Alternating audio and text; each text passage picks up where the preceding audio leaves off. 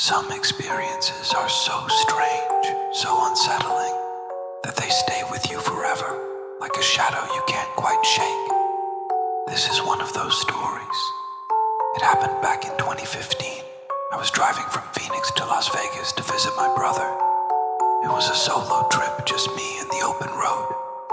By the time I hit the stretch of highway through the Arizona desert, it was already late, probably around 11 p.m.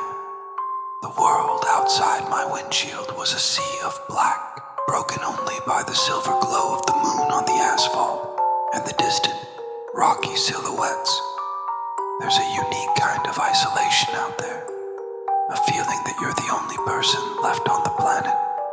My fuel light had been on for the last 20 miles, and a knot of anxiety was starting to form in my stomach. Finally, a faint glimmer appeared on the horizon. It was a gas station, a lonely beacon off Highway 93, one of those small, independent places that looks like it's been there since the 50s, forgotten by the rest of the world. The sign flickered, a tired buzz against the silence of the desert. I pulled in, the crunch of gravel under my tires the only sound. A sense of relief washed over me, but it was short-lived. Something about this place just felt off. There was only one other vehicle there, an old, slightly rusted red pickup truck parked near the front of the small convenience store. The lights inside were a sickly yellow, buzzing like trapped insects. I got out, the desert air surprisingly cool, and started pumping my gas. Through the large front window of the store, I could see a man standing behind the counter. He was just watching me. He didn't move, didn't look away, just stood there with this unnerving stillness. He looked to be in his mid-40s, wearing a dark mechanic's jacket, the kind with a name stitched over the pocket, though I couldn't read it from that distance. After my tank was full, I walked inside to pay. The air was thick and stale. The attendant finally broke his silence as I approached the counter. "Long drive, huh?" he asked.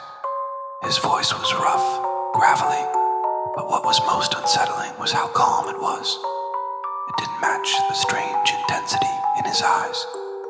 "Yeah, heading to Vegas," I replied, trying to sound casual. A slow, thin grin spread across his face. It didn't reach his eyes. "Not much out there for you tonight," he said, his gaze drifting toward the dark highway outside. I paid in cash, eager to leave.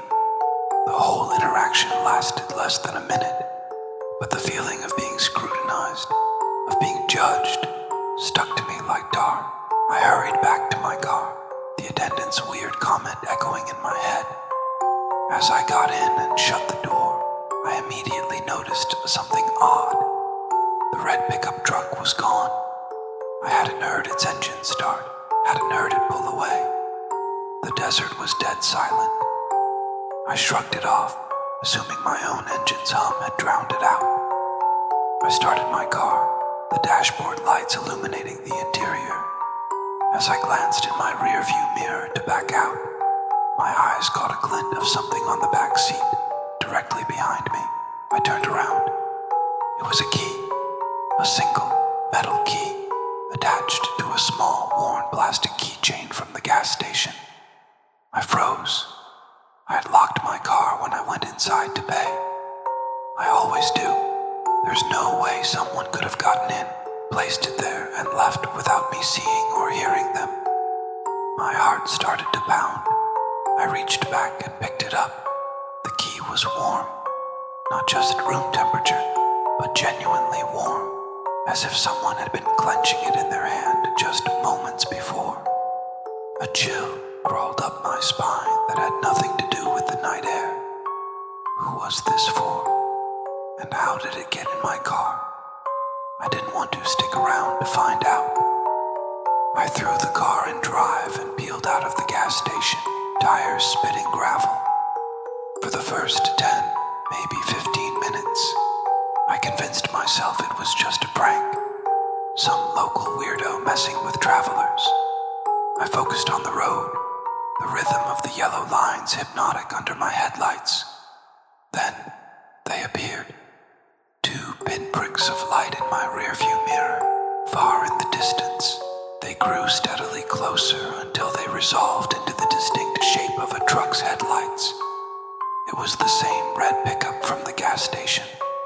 My blood ran cold. I pressed down on the accelerator, pushing my car to 80, then 90. The truck didn't speed up to catch me.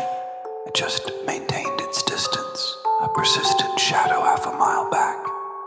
It was a game of cat and mouse, and I was definitely the mouse. I made a few random turns onto smaller, unmarked service roads, hoping to lose it. But every single time, without fail, those red tail lights would reappear behind me after a few minutes. Panic set in. I grabbed my phone to call 911, my fingers fumbling with the screen. No signal. Of course, out here I was completely on my own. I tried flashing my hazard lights, a desperate silent plea for what? For it to stop. It just kept following. Up ahead, the road carved straight into the base of a dark mountain. A tunnel. It was a short one, maybe a quarter of a mile long, and only a single lane. As I plunged into the orange-lit darkness of the tunnel, I checked my mirror.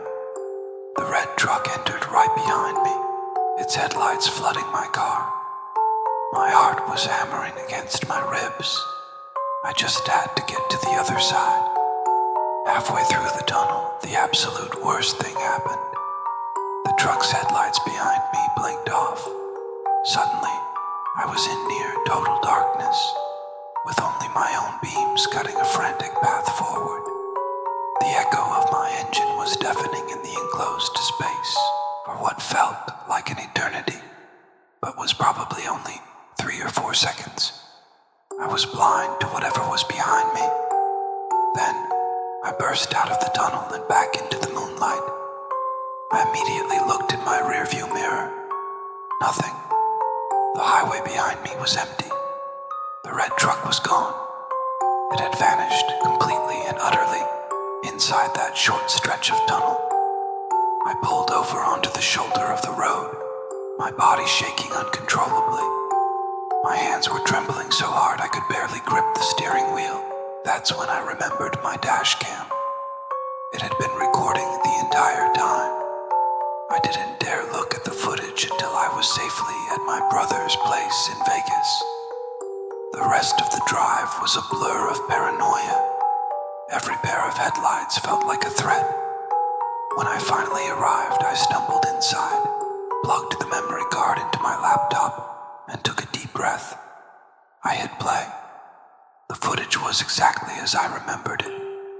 There was the lonely highway, the gas station, and then the red truck, faithfully tailing me for miles. I fast-forwarded to the tunnel. I watched my car enter, and then the truck's headlights filled the frame behind me. Then, the screen went black as the truck's lights cut out. I slowed the footage down, advancing it frame by frame through those few seconds of darkness. And that's when I saw it. It was just a single, almost imperceptible frame. A glitch in the darkness. Reflected faintly in my rear window, there was a face. It wasn't the attendant. It was my face. But it was wrong. My eyes were wide with a terror I didn't recognize, and my mouth was open in a silent scream. And in the reflection, my hands weren't on the steering wheel. They were gone. I called the Highways Patrol the next day, my voice shaking as I recounted the story. They checked their records. There were no cameras in or around that tunnel. No other drivers had reported a suspicious red pickup truck on Highway 93 that night. It was as if it never existed. The story should end there. But there's one last detail. The key. The key from the back seat of my car. I still have it. I keep it on my desk as a bizarre, terrifying reminder. Sometimes, late at night, I'll pick it up, and it's warm to the touch, even when the room is cold. The little plastic tag attached to it is faded, but you can still read the engraving.